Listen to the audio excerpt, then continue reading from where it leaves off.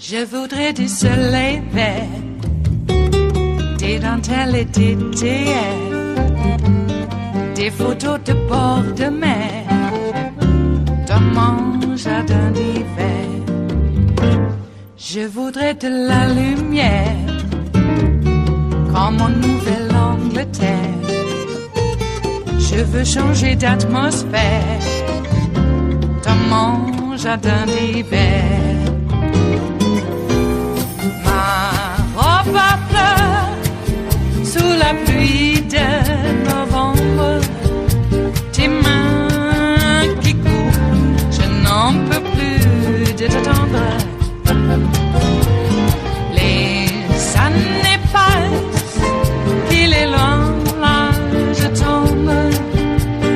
Nul ne peut nous entendre.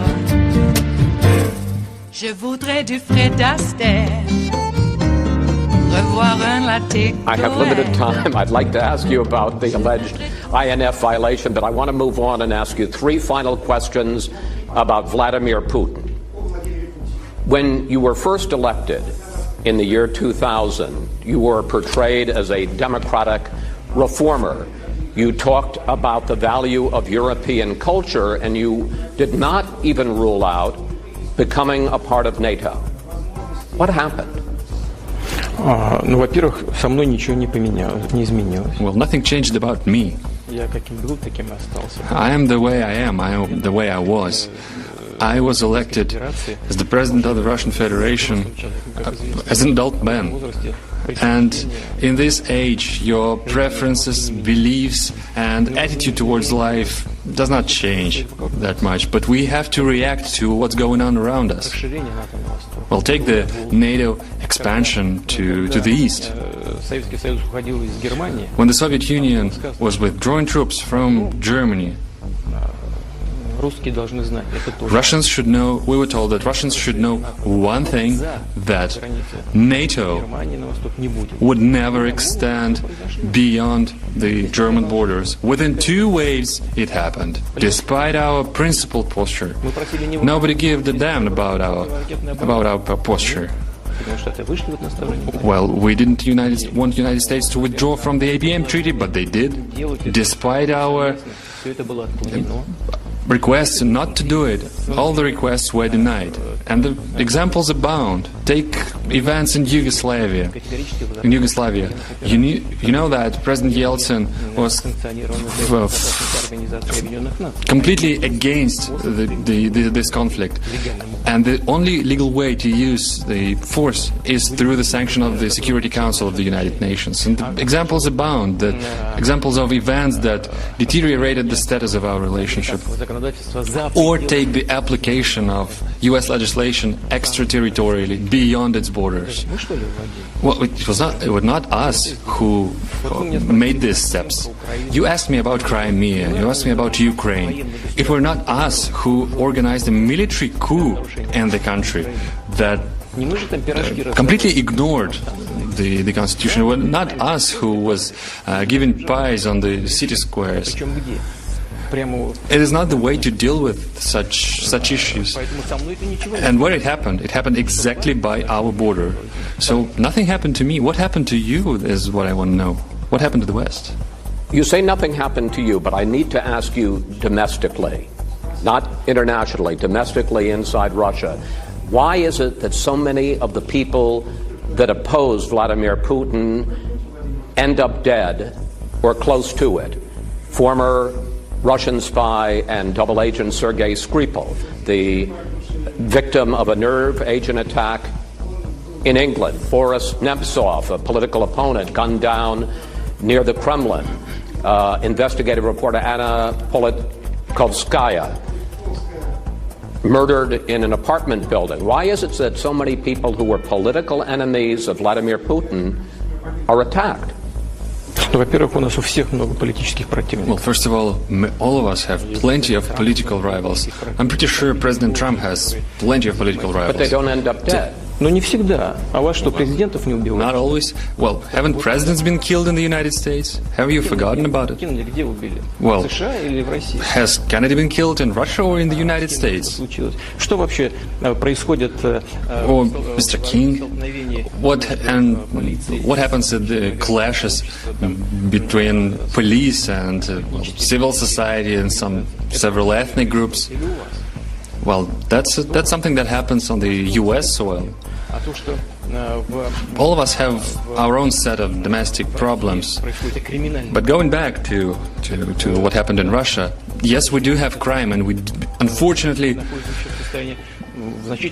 there are some crimes. And at some extent, Russia's statehood is maturing, and there are some side effects, and we persecute people responsible for these crimes. But since you've mentioned the Skripal case,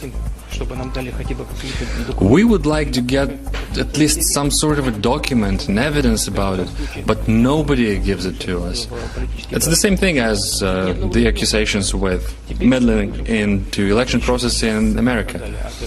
We've recently heard that 2 more people suffered from the same nerve agent that is called Novichok, but I've never even heard the last names of these persons. Who are they?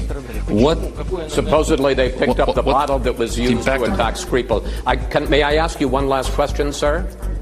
Послушайте, нет, давайте мы с этим... Well, no, let us seal this issue first. What kind of package, what kind of bottle, what's the chemical formula, who got it? Or maybe there are other reasons of death. Well, maybe it's the internal reasons within the United Kingdom, but nobody wants to look into the issue. Now we just see the ungrounded accusations. Why is it done this way? Why our relationships should be made worse by this pretense? We have to build them with the UK as well. It is Tuesday, the 17th of July of 2018, and you are in West Coast Cookbook and Speakeasy. I am your chef de cuisine, Justice Putnam, and our daily special today, folks, is especially special because it is Terrytown Chowder Treason Tuesdays. Oh, yeah. It's a very special dish. We're using some Russian vodka to reduce the pan. Because of course you would. Everybody knows that. Hey, well, did you mark your calendar? I mean, boy, everybody remembers where they were on Pearl Harbor Day, right? Well, you weren't born then? Well, neither was I. But I remember reading about it and, But I do remember when Kennedy was shot. Both of them. I remember when Martin Luther King was shot. There are these demarcations in our life that we can point to where the world was very different from before the event and then after. And now we are in one of those. I will say that not everybody even knows about what the hell is going on. Some people have no idea that there has even been an investigation going on. And so what?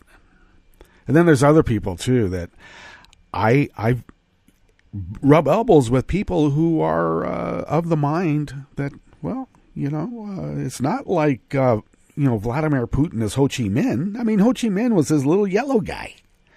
Who's going to sidle up to them and try to make amends? But Vlad, he's white. Look at him. He's the leader of white utopia. Why would we not want to merge our efforts with him? And on the other hand, I've noticed that repugs have, sold out to American billionaires for so long. That selling out to, Russian oligarchs just seems natural. And probably a lot more lucrative because right now, the going rate for, an American billionaire to buy off somebody in Congress is usually a measly $50,000. You don't become an oligarch on a measly $50,000. But if you get to run the whole aluminum and steel industry, that's where you come into, the tens of billions. there's always a way to, feather your nest. And why not? God intended it. At least that's what it says in their Bible. Okay, well, what else do we have on the menu today? Because it is Terrytown Chowder Treason Tuesdays. Well, continuing in the Bistro Cafe part of West Coast Cookbook and Speakeasy, security experts left radioactive materials in their rented SUV. So, of course, thieves broke a window and stole them. And they still haven't gotten them back, and it's been almost a year.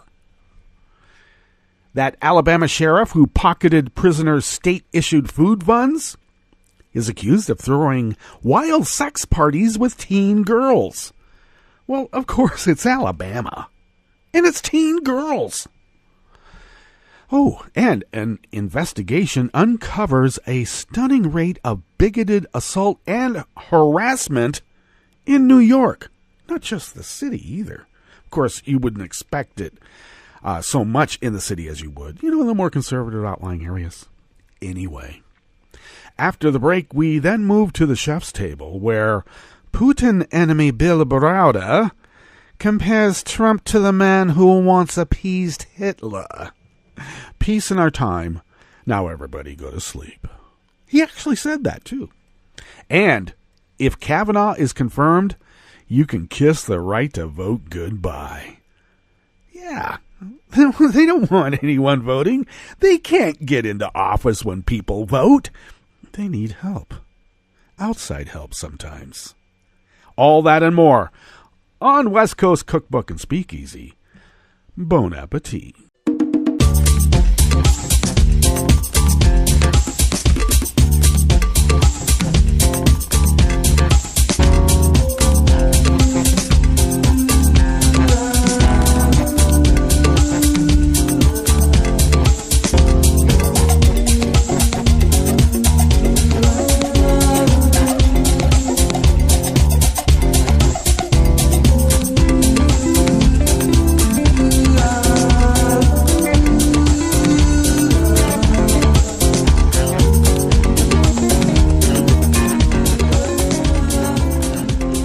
Go to the bottom of our homepage at netrootsradio.com. You'll notice to the right-ish of the page the chat room link, and that's a fair way to engage with us because that is monitored by our roaring girl, Kelly Lincoln. And while we're talking about Kelly, Netroots Nation is coming up, and, we don't get the Soros money. Well, if we do get the Soros money, it's still in the mail and has been, like in my case, for well over 40 years. I'm waiting for that, even the first check, for over 40 years. And so we are asking for help. If maybe you might be able to help buy dinner, lunch, and maybe breakfast, too, for Kelly Lincoln, our rowing girl at Netroots Nation 18, so she can do the good work for Resistance Radio. And you can look at my show notes on Daily Co's. I have a link to her, I'm not sure if it's Patreon or not, but it is a funding place. And so any amount, please help. That would be very helpful. And she does the good work. So thank you for your generosity. If you then go to the leftish of the chat room link, you'll notice the contribute donate buttons. But in this case, if you can throw the money towards Kelly at her envelope there, please do. And we'll get our contribute donate buttons linked up properly the way it should be. And then thank you for your generosity, because we are unable to do this without you, see? Okay. Follow Netroots Radio on Twitter at Netroots Radio. Tom takes care of that platform. Kelly and I are taking care of Facebook. And maybe Kelly, we'll see. She's pretty busy. She's got to make money also to pay the bills. Don't we all? And you can also follow me on Twitter at Justice Putnam. I mentioned Daily Co's is where I post the show notes and links on my diary there, and I can, of course, be found there as Justice Putnam. Follow the show on Twitter at Cookbook West and Cookbook West, and, of course, on Facebook as West Coast Cookbook and Speakeasy. Woo-hoo. Get podcasts of the show on iTunes, Spreaker, Stitcher, TuneIn, YouTube, where else? Yeah, wherever fine podcasts can be found. Okay, well, you know how many guns get stolen out of law enforcement, private vehicles? You know, they just leave the gun in the car for some reason. And then the gun gets stolen, and they never find it again until it turns up, rusted in the bay, and then gets linked to a bunch of robberies and murders. Isn't that weird? You think that people who are so highly trained would take better care of their tools. On the other hand, I know what it's like. I've been a builder, and I've had, in one case, I had almost $7,000 worth of tools and power tools and ladders and whatnot stolen. I was cleaned out. Yeah, you would think depression would set in, or abject anger. Well, you have to make do because you still have the project. You got to still finish the project. And I was lucky to live where there was a tool lending library, so at least I could get a couple of basics. Isn't that crazy? Well. So I know what it's like to have something like this happen, and you've taken all the precautions. On the other hand, I don't know if I'd be as, unconscious is what we would say in the trades, to leave your tools in a rented vehicle. Because a rented vehicle is a sign that says, hey, check me out. These people are so stupid they might have left something in here for you to take. So I don't know where the security experts come from, but you would think that they've had enough life experience to maybe know that you really don't leave anything of value in a rented car. Oh, I know they try to make the cars look like they're not rentals. Psh, give me a break. Okay, this is by Travis Geddes out of Raw Story. 2 security experts from the Department of Energy. Oh, that's right. That's that guy, Rick Perry's department. All right. Maybe that explains it. Left radioactive materials in their rental car parked at a hotel in San Antonio. And someone smashed the window and stole them. Now, more than a year after the March 2017 theft, state and federal officials have not recovered the plutonium or radioactive cesium stolen from the security experts. The experts were supposed to take the radioactive materials from a nonprofit research lab in Texas to the Idaho National Laboratory, where the government maintains a stockpile of nuclear explosive materials. I don't know. Did somebody like in Timothy McVeigh's old group possibly stumble upon this cache? Frightening, isn't it, to think about?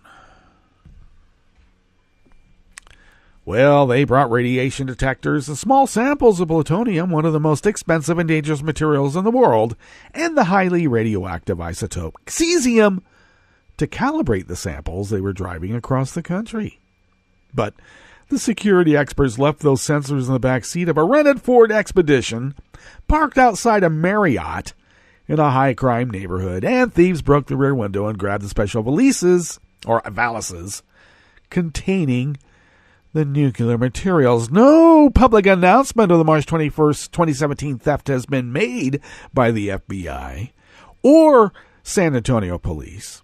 And Idaho Lab spokeswoman Sarah Newman insisted the plutonium wasn't enough to make a nuclear bomb anyway, but it might be enough to poison someone, maybe. San Antonio police were stunned by the security experts' lackadaisical actions with the dangerous materials. They should have never left a sensitive instrument like this unattended in a vehicle, said Carlos Ortiz. And I say, I told you so.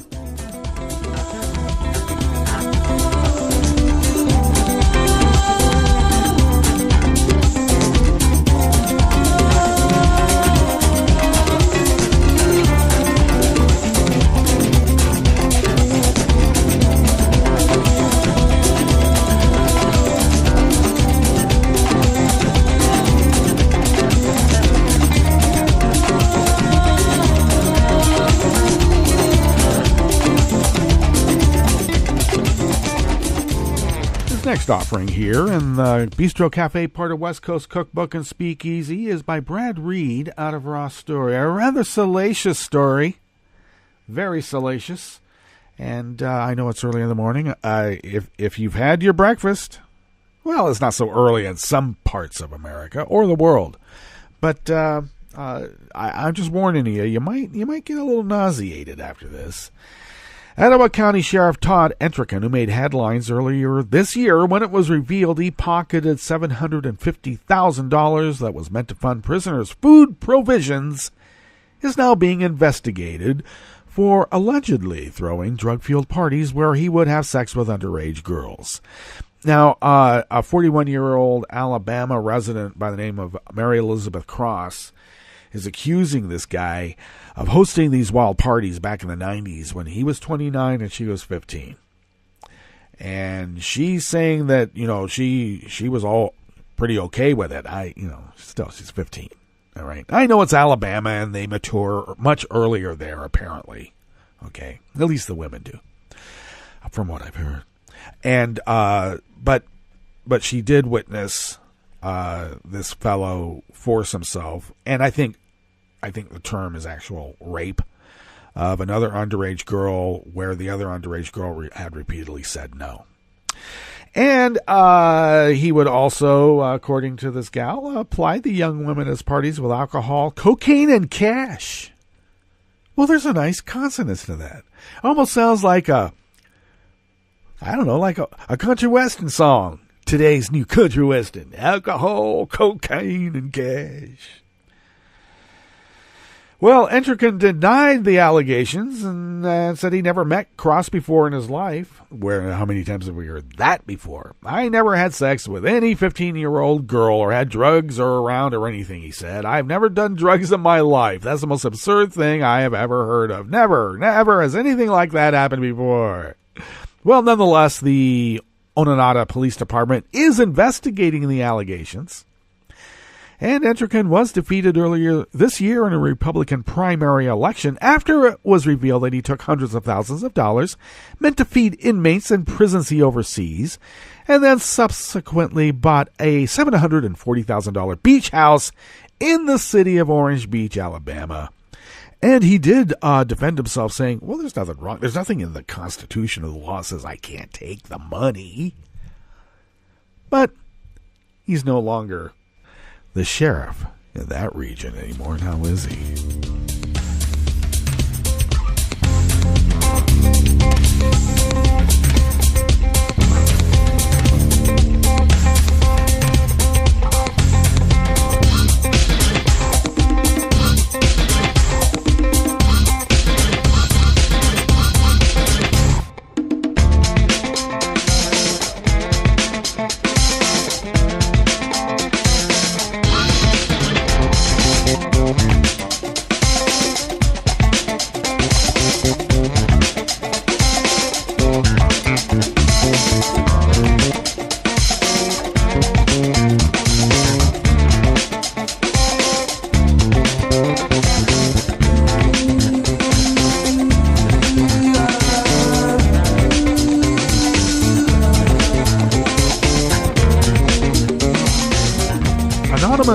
Worker bees at ProPublica brings us this next offering, finishing up here in the Bistro Cafe, part of West Coast Cookbook and Speakeasy.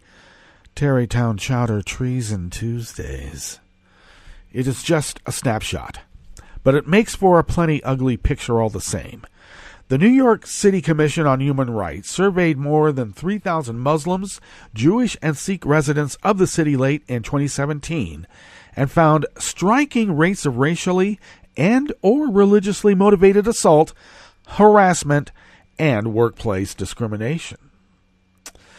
Some 38% of those surveyed said they had been verbally harassed or taunted because of their race or their faith, and nearly 10% said they had been the victim of an actual physical assault.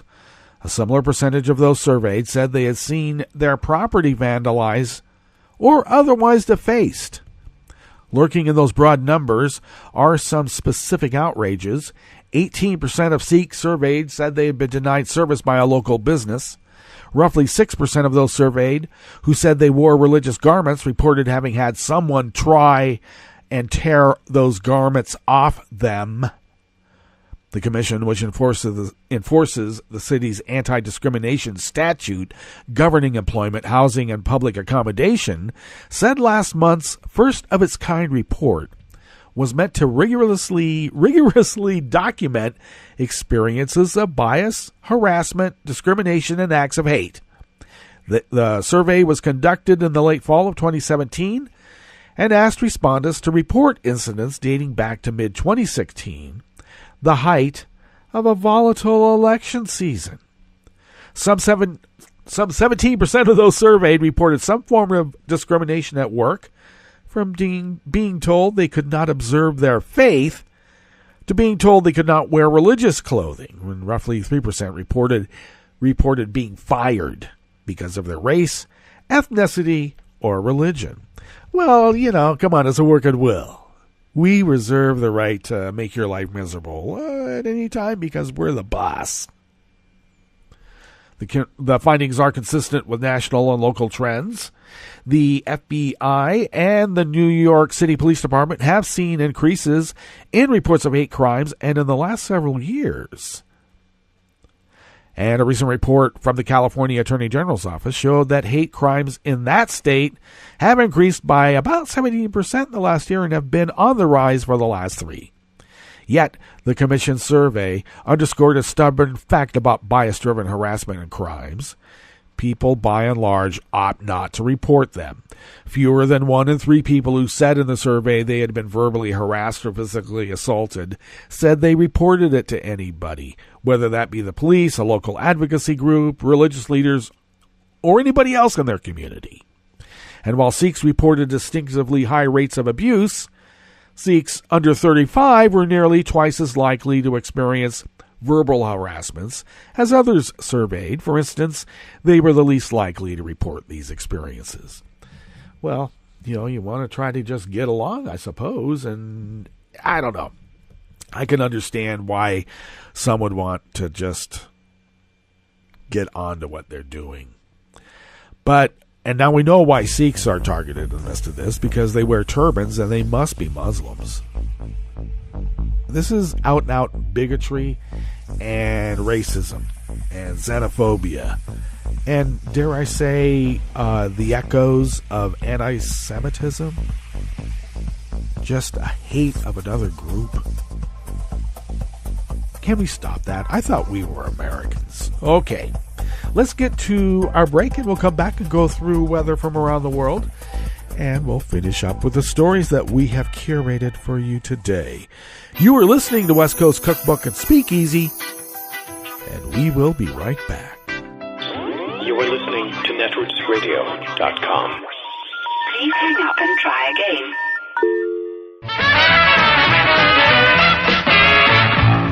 From a point at sea to the circles of your mind, a new force is at work for planetary transformation. New radio for a new Earth.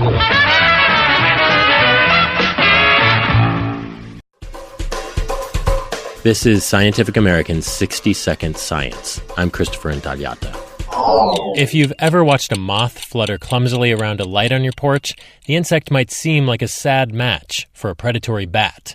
The flying mammal is practically a fighter jet in comparison, with its sophisticated sonar and acrobatic maneuvers, but some moth species have evolved high-tech tricks of their own.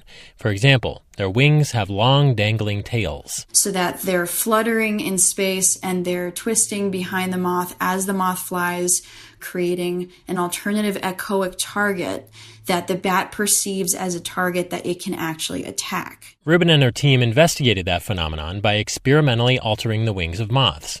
With some moths, they snipped the hindwing lobes and tails. With other moths, they glued on extra bits of wing. And then they tethered the differently shaped moths, one at a time, in a padded, darkened chamber, a sort of gladiatorial ring for bats on the hunt, and observed the battle with high-speed video and ultrasonic microphones. By the way, that echolocating sound has been slowed down 10 times so we can hear it. Turns out it was the moths with longer hindwings or wingtails that lived to fly another day. because the bats often wound up with just a mouthful of tail. And of course, these tail ends do not have a nutritional value, essentially, and would not be a wise place for the bat to attack if it really wanted to capture the moth. So it seems that these tail ends are attracting bat attack.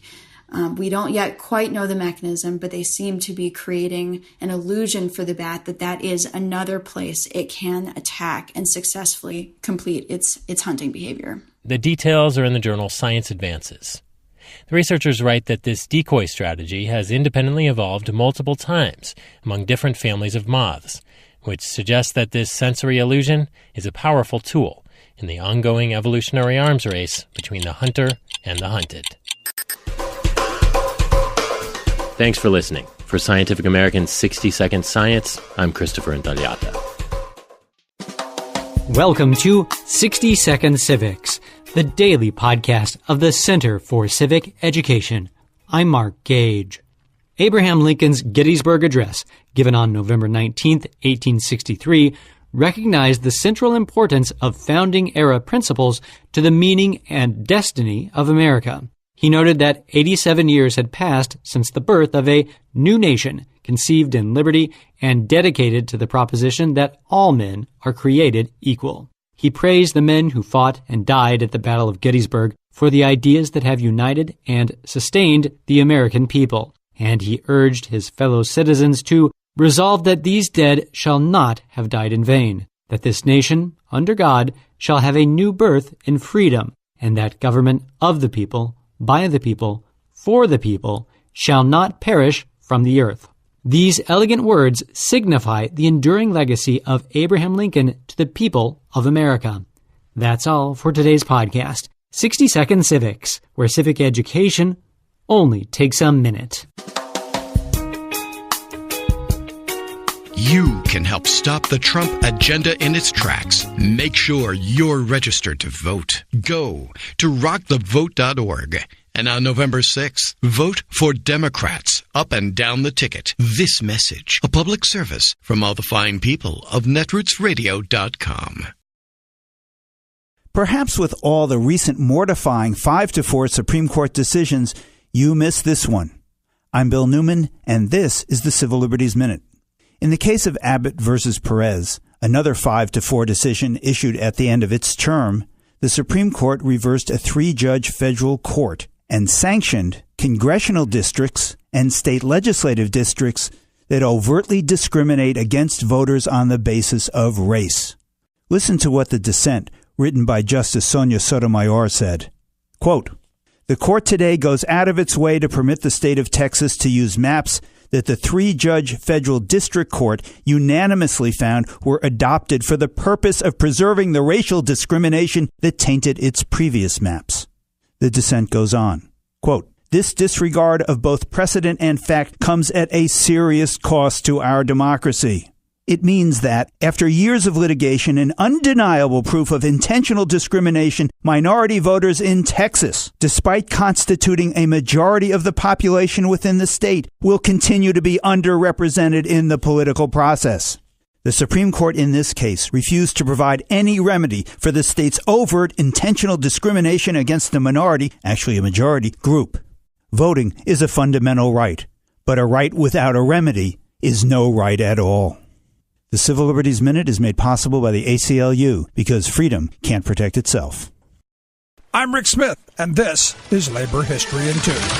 On this day in labor history, the year was 1854. That was the day that the founders of what became the Republican Party met in Ripon, Wisconsin. The idea was to form a new party, opposed to the Southern labor system based on slavery. That July, the Republicans held their first convention in Michigan. Their motto became free soil, free labor, free men. But as historian Eric Foner has explained, proclaiming the superiority of free labor was easy. Implementing that vision proved more troublesome. Women and free black residents living in the North often found it difficult, if not impossible, to find safe, good-paying jobs in the so-called free labor system. 2 years after the new party was founded, Republicans ran their first presidential candidate, John C. Fremont. Fremont was a military man, explorer, and mapmaker of the American West. He carried 11 northern states, but failed to win the presidency.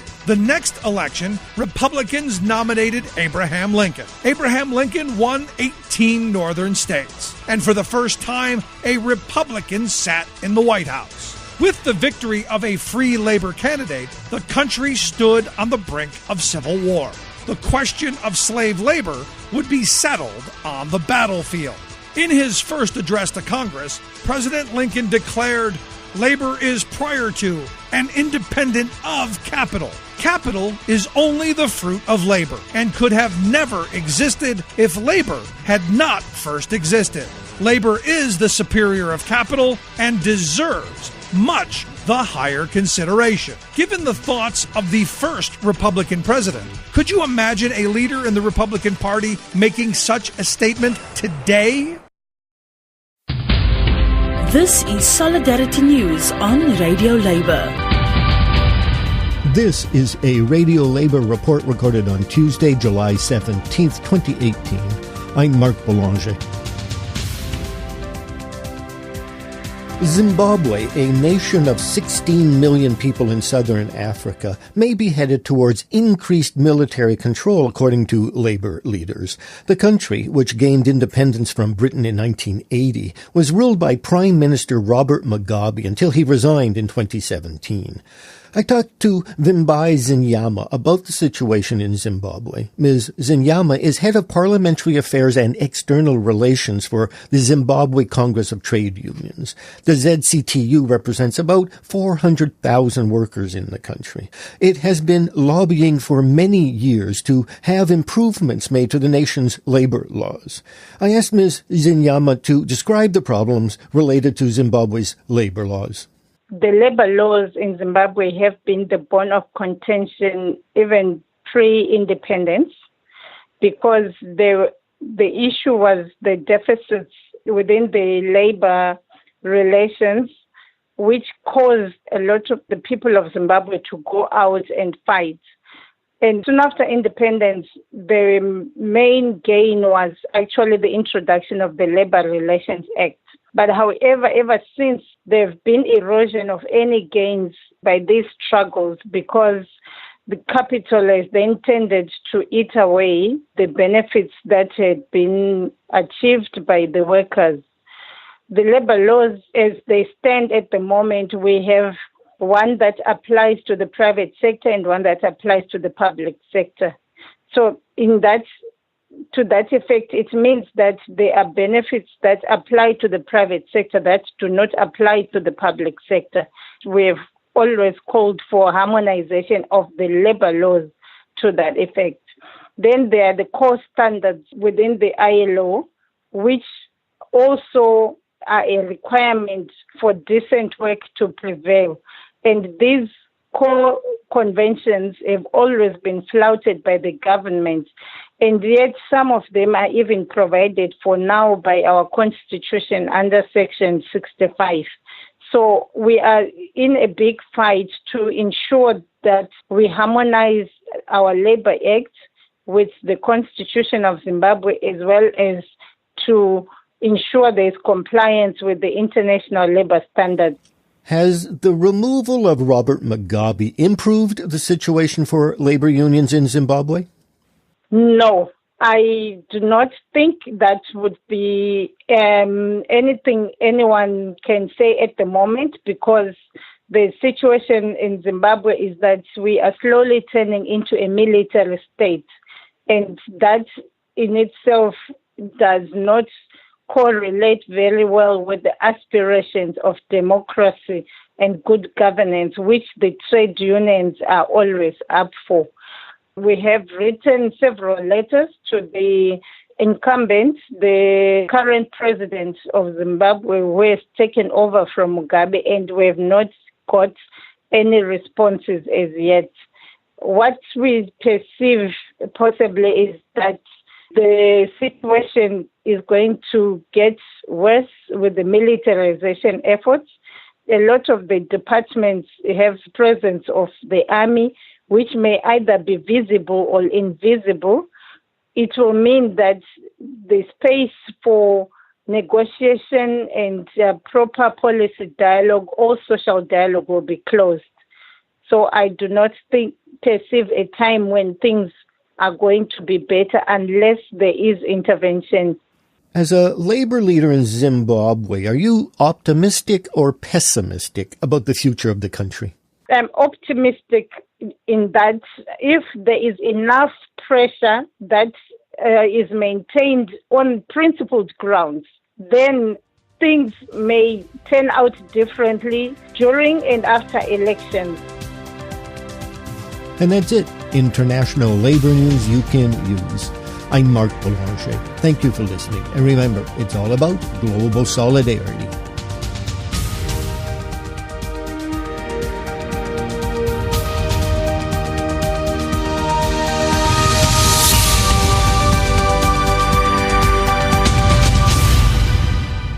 From Helsinki, I'm Luke Vargas with your World in 2 minutes.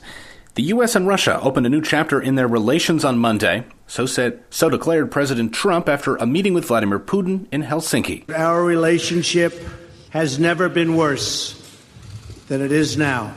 However, that changed as of about 4 hours ago. Putin agreed, saying there was no solid reason behind the fraught state of U.S.-Russia ties.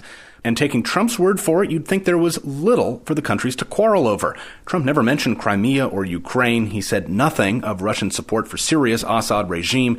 And were it not for two persistent American reporters, here was all Trump had intended to say on the matter of Russia's involvement in the 2016 election. During today's meeting, I addressed directly with President Putin the issue of Russian interference in our elections. I felt this was a message best delivered in person. Spent a great deal of time talking about it, and President Putin may very well want to address it, and very strongly, because he feels very strongly about it, and he has an interesting idea. As he did there, Trump repeatedly gave Putin outs, declining to pressure him on the spot over Russian subterfuge and pivoting away from allegations that Trump benefited from Russian support in 2016. Ostensibly far away from Washington rancor, the Helsinki meeting was an unusual instance of partisan politics entering the diplomatic realm, with Trump's mounting frustration over a probe into his campaign's possible misdeeds in 2016, seemingly forcing Trump into the arms of an adversary his own party deeply mistrusts. Trump's explanation for holding the meeting in the first place and resetting relations with Russia at this of all times, that his critics, Democrats, didn't want him to do it. As president, I cannot make decisions on foreign policy in a futile effort to appease partisan critics or the media or Democrats who want to do nothing but resist and obstruct. Luke Vargas, Helsinki.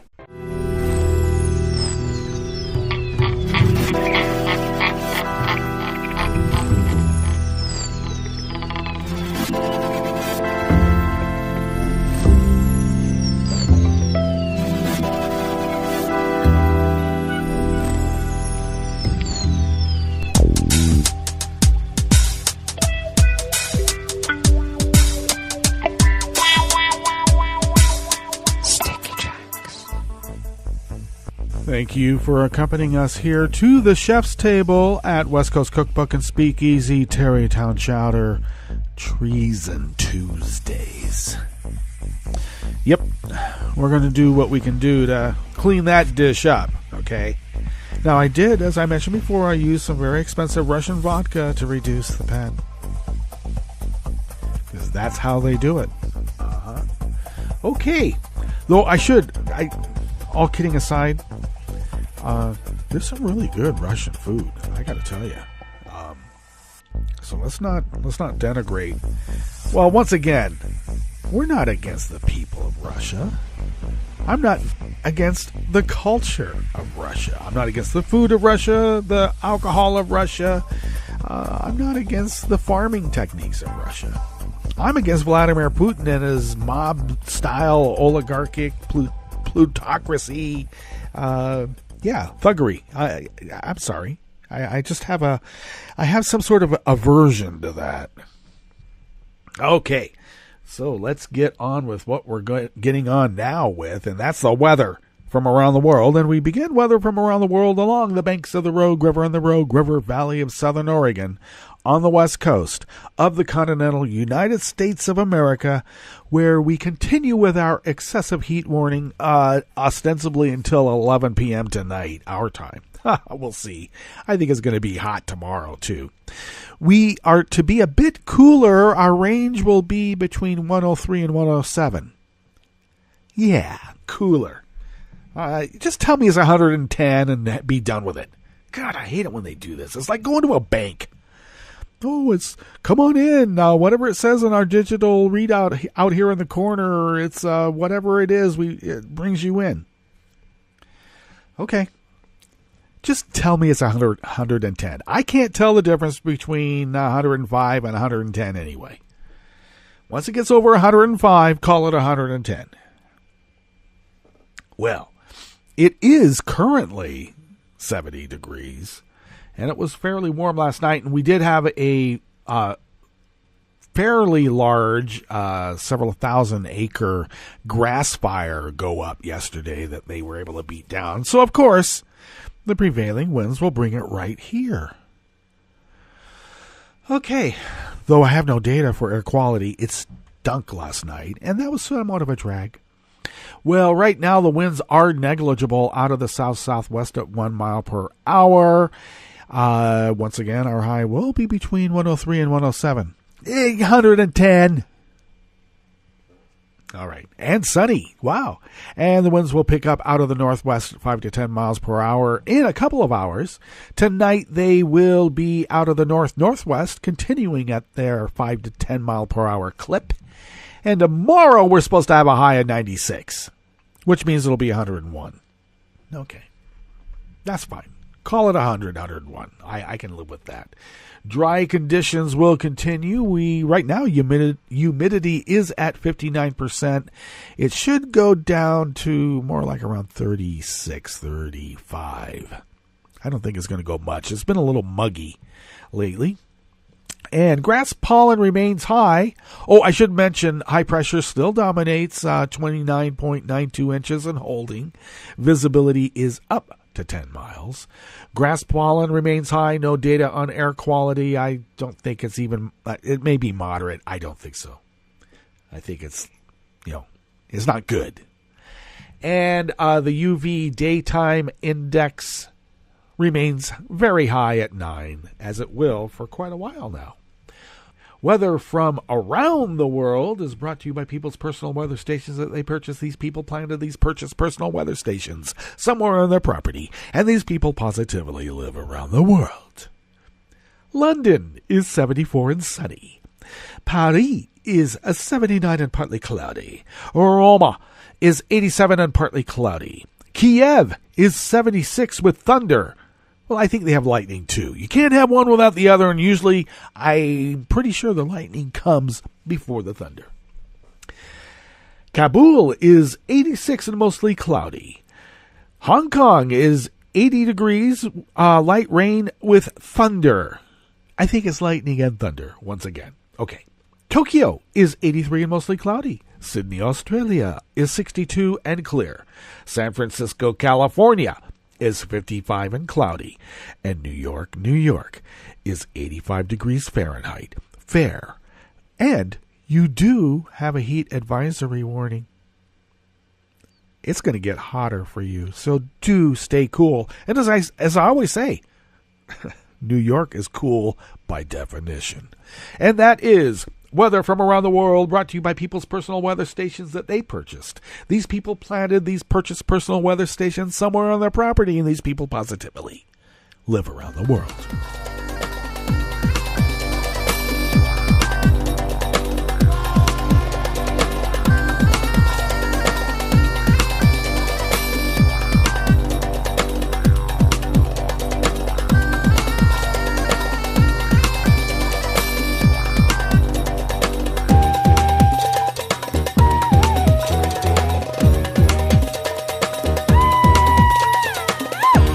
Dominique Jackson from Raw Story brings us this first offering here at the Chef's Table of West Coast Cookbook and Speakeasy, Terrytown, Chowder, Treason Tuesdays.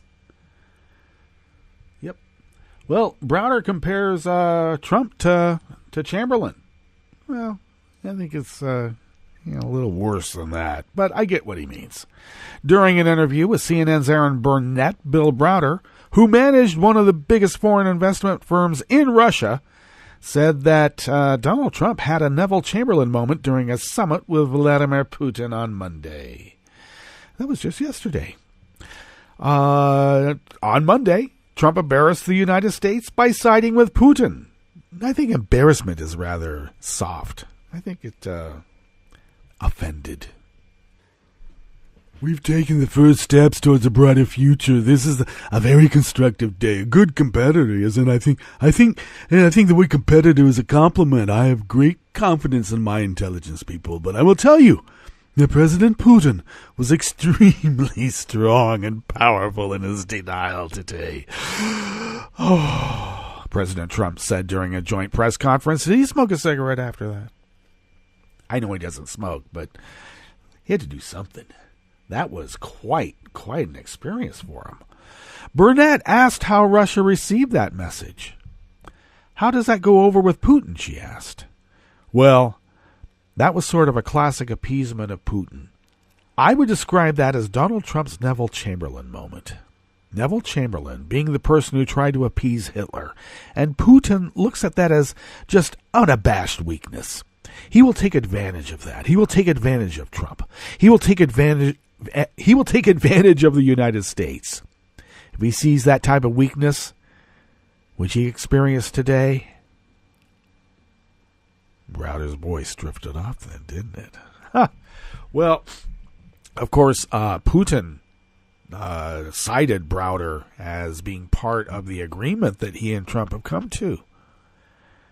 Oh yeah, you want to investigate the 12 people here in my country? Well, I'd like to investigate your CIA and your FBI about this Browder guy.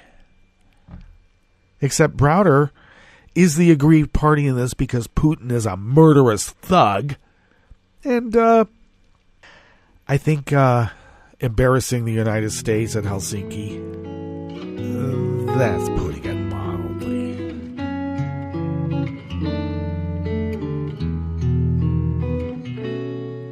Je te donne c'est mon amour pour la vie entière. La promesse de me trouver à tes genoux.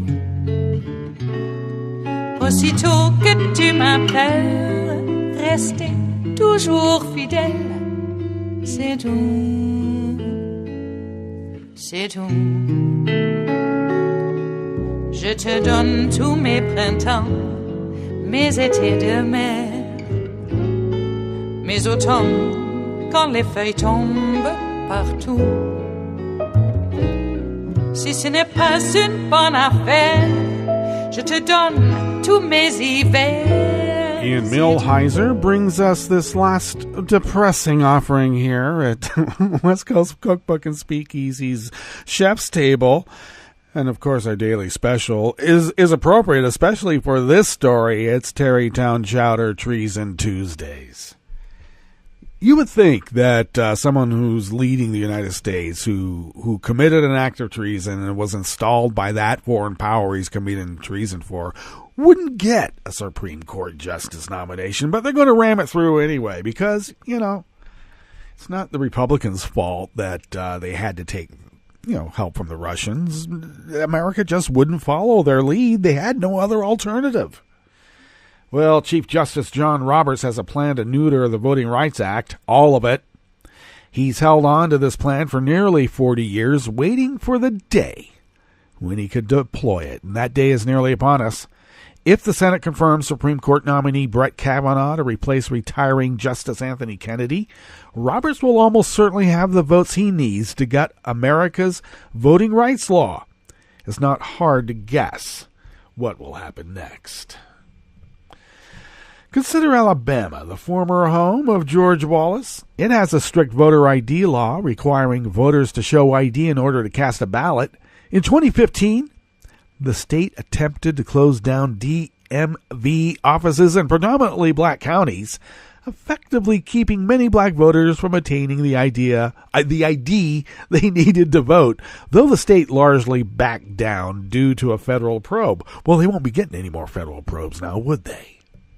When the Voting Rights Act dies, states will be free to emulate Alabama and to go much further. Polling places could be closed in predominantly black neighborhoods. Sunday voting and other practices preferred by voters of color will be eliminated. Gerrymandering will thrive. State lawmakers seeking to rig elections will grow, and they'll become more and more aggressive, and the Supreme Court will look the other way, because they're not on our side now, are they? Well, the Voting Rights Act prohibits any election law that results in a denial or abridgment of the right of any citizen of the U.S. to vote on account of race or color. Thus, a plaintiff challenging such a law does not need to prove that the people behind the law acted with racist intent. Rather, they only have to prove that the law would have the effect of making it harder for people of a certain race to vote. And of course, they don't care about effects, they being, the anti-voting people. Which is a very libertarian point of view, I might add. They don't want to mitigate the problem before it happens. They want to fix it after everything's broken, because that's their intent. They want things broken. So when they put it back together, they can go, oh, well, we really don't need this rung on the ladder now, do we? So, Roberts was the only member of this faction in 1982, and a relatively junior member to boot the last time they tried to get rid of the Voting Rights Act and people's ability to vote. Now, Chief Justice sits at the apex of the judiciary. He is both the titular head of America's third branch of government and, with the retirement of Justice Anthony Kennedy, its single most powerful member. Indeed, with Roberts poised to become the court's nominal swing vote, he could very well be the most powerful judge in the world. Except, now that he has Kavanaugh to sort of go, hey, I was just talking with Ginny Thomas, and she was talking with the Federalist Society, and we're both standing members with them, so how about this? And so Chief Justice Roberts believes, and has believed for a very long time, that laws which examine the effect various policies have on different racial groups are illegitimate. The effect. Okay? Yet for his first 13 years as Chief Justice, Roberts was unable to act on this behalf because Kennedy would not sign on to it. And now that Kennedy won't be around very much longer, Trump's choice to replace him, Brett Kavanaugh, who is an orthodox conservative, who is unlikely to break with Roberts on questions of racial justice. And that's where it is. And I suppose we should not even let this guy come up for a vote, a hearing. I don't know. Maybe we should put it on hold for a little bit. Maybe we should look into McConnell and Ryan's coffers and see who they may be beholden to. Well, I think we want America back, don't we? We do. Well, that brings us to the end of our broadcast period for the day. But as I always advise people, Networks Radio comes with breaking news throughout the day. We'll be back tomorrow for Smothered Benedict Wednesdays because, it's an egg dish with hollandaise, a little bit of hot Hungarian paprika, but that's how we do it. So stay tuned to Networks Radio for the rest of the day, and we will visit with you tomorrow in West Coast Cookbook and Speakeasy. Bon appetit.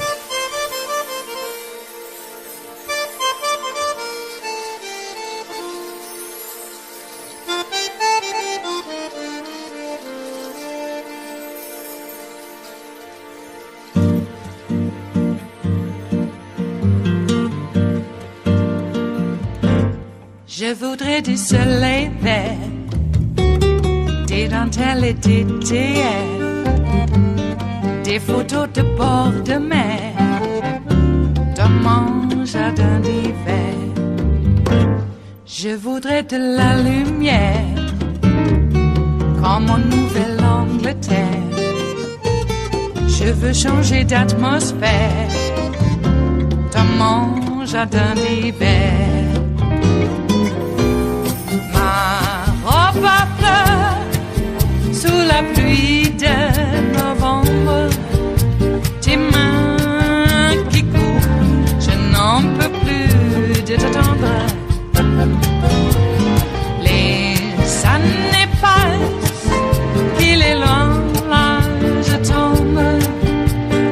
Nul ne peut nous entendre. Je voudrais du Fred Astaire, revoir un latte Goer. Je voudrais toujours te plaire dans mon jardin d'hiver. Je veux déjeuner par terre comme au long de golfe clair, t'embrasser les yeux ouverts dans mon jardin d'hiver. Ma robe à fleurs sous la pluie de novembre. Tes mains qui courent, je n'en peux plus de t'attendre. Les années passent, il est loin, là je tombe. Nul ne peut nous entendre. Ba-da-da-dum-di-da-dum, ba-da-da-dum-di-da-dum, ba-da-da-dum-di-da-dum, dans mon jardin d'hiver. Ba-da-da-dum-di-da-dum, ba-da-da-dum-di-da-dum, ba-da-da-dum-di-da-dum, dans mon jardin d'hiver. Dans mon jardin d'hiver. Dans mon jardin d'hiver.